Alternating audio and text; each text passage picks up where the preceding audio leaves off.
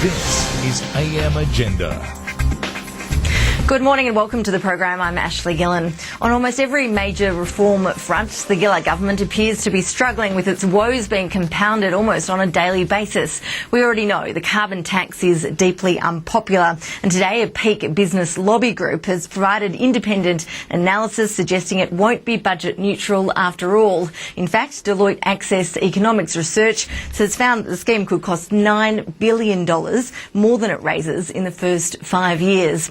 On the gambling reforms front, well, we know that there is a groundswell of opposition, and Labor MPs in Queensland and in New South Wales are facing pressure over these reforms. Today, the Attorney-General, Robert McClelland, has been forced to clarify his position, saying he does support the reforms despite telling his local newspaper in Sydney that he had reservations and would like to see a trial of the reforms first. When it comes to the news poll, well, on top of all those other issues, the latest news poll analysis has found that Labor is set to lose more than half its seats in New South Wales and faces an electoral wipeout in Queensland, with Kevin Rudd the only man standing if an election was held today. Joining me this morning on our panel of politicians to go through some of these issues and more, the Trade Minister Craig Emerson and the Shadow Assistant Treasurer Matthias Cormann. Good morning to both of you. Thank you for joining us.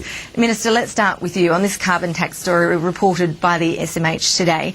It says that $9 billion it's going to cost, more than it raises in the first 5 years until 2020. The government insists, of course, that this is going to be budget neutral. So what do you make of this analysis? Well, I think it's actually an assessment that if the carbon price fell towards the floor price, we've had the debate so far saying that the carbon price will go up and up and up, and this is an analysis as if the carbon price fell towards the floor price, and of course you need to take into account that if the carbon price was lower, then impacts on industry would be lower, and the need to issue or the cost of issuing free permits would be lower.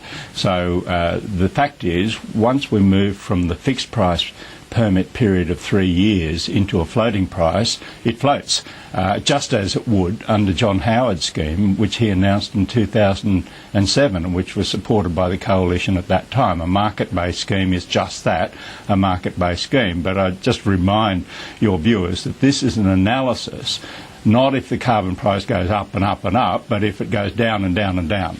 And how realistic is that it may go down and down and down? That's certainly something that might happen. Well, I mean, if it goes down, if it were to go down, then none of the fears and the scare campaign that have been launched are actually warranted.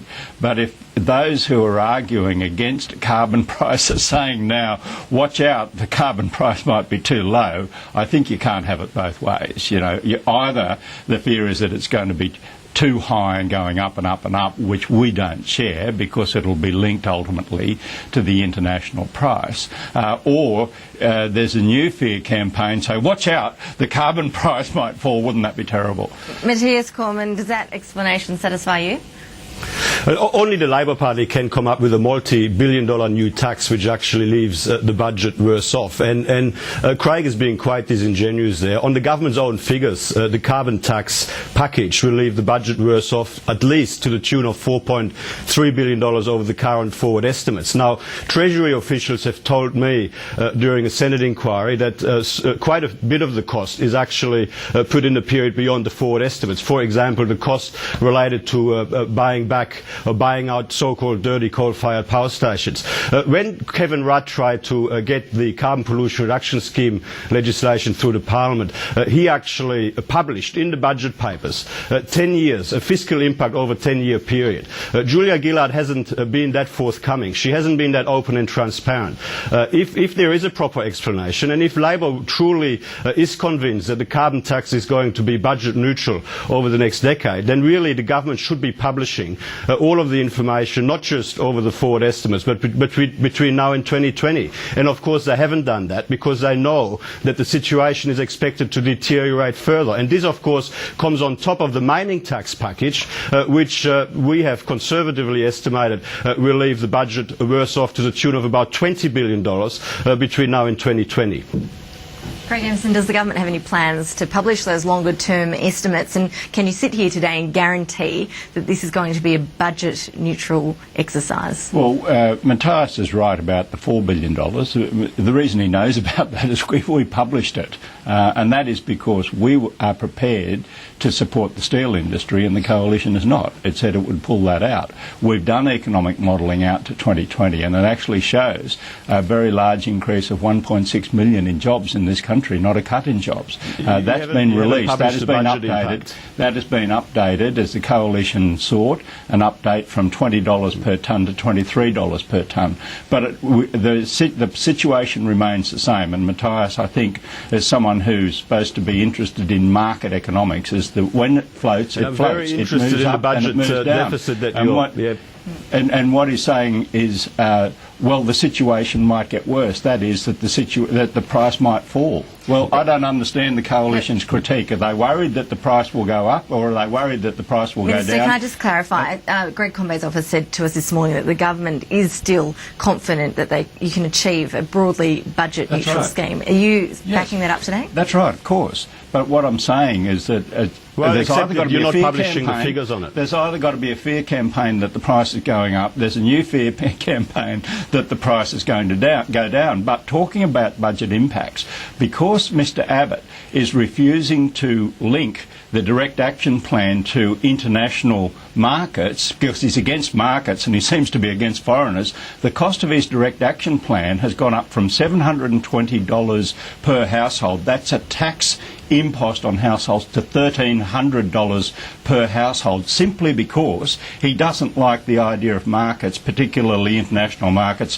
which involve those rascally, pescally foreigners. Matthias Cormann, a few things for you I'm sure that you want to respond to there, but also can I bring up the Australian Coal Association? It too is also putting in a submission to the carbon tax inquiry today. It's claiming that there's going to be an $18 billion cost to the industry over 10 years of this tax being introduced. It also argues that the level of compensation isn't generous enough, but it says that with this compensation it would only delay by 1 year the closure of 4 mines under threat from the carbon tax. The coalition has been arguing for some time that this is going to spell the end of the coal sector in this country.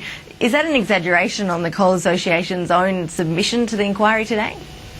Well, I mean, the carbon tax will push up the cost of everything, so it'll be bad for household budgets. It'll make Australia less competitive internationally, so it'll be bad for the economy. It'll cost jobs, and it won't reduce global greenhouse gas emissions. It'll just shift them overseas.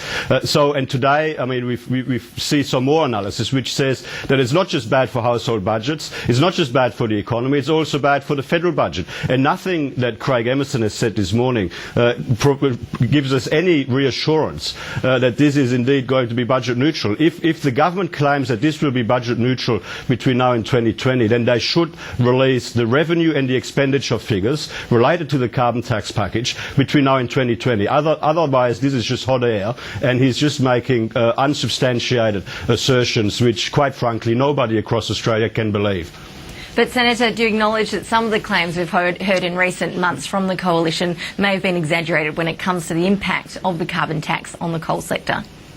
Well, no, I don't acknowledge that at all. Like, we are making judgments on the basis of the very limited information the government has put out there. Like, we've just got to always remind ourselves, we were promised in the lead-up to the last election that there will be no carbon tax under a government led by Julia Gillard. In February this year, we were then told by Julia Gillard and Bob Brown that there would be one. The government was very slow in releasing the detail. People across Australia were told, don't you worry, as soon as the detail is out, you're going to like it. Well, guess what? All of the detail is out. People still don't like it. People still understand that this is a tax that will just push up the cost of everything, it will cost jobs, and all of that without doing anything to help reduce global greenhouse gas emissions. It is just a ridiculous policy, and one that people don't support.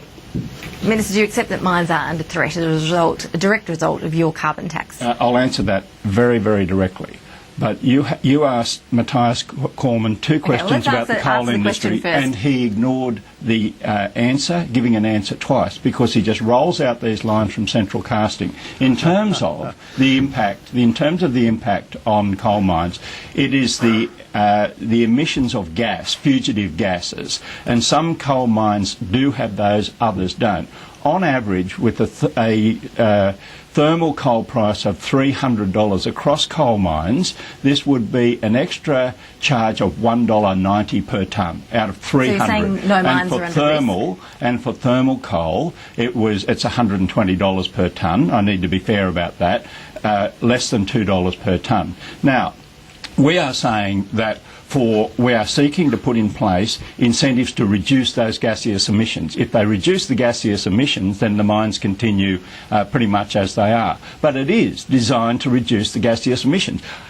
Big revelation. The whole purpose of putting a price on carbon is to reduce emissions of carbon dioxide into the atmosphere. But in terms of the overall impact on the coal industry, the first decision commercially that was made after this was announced was a $4.5 billion takeover bid by the world's biggest coal producer. We have an enormous pipeline of new coal mines getting ready to open up, and tens of billions of dollars of new investment on the drawing board. So don't listen to the coalition, listen to the market and watch what they're doing, and they are investing in coal in spades. We have plenty more to get through on the program this morning. Matthias Cormann, we are going to continue on with our discussion after the break about the government's gambling reforms, also the rumblings we've seen of the Labor leadership, and the analysis from Newspoll today just showing how devastating an election would be for Labor if it was held today. We'll be back after this quick break.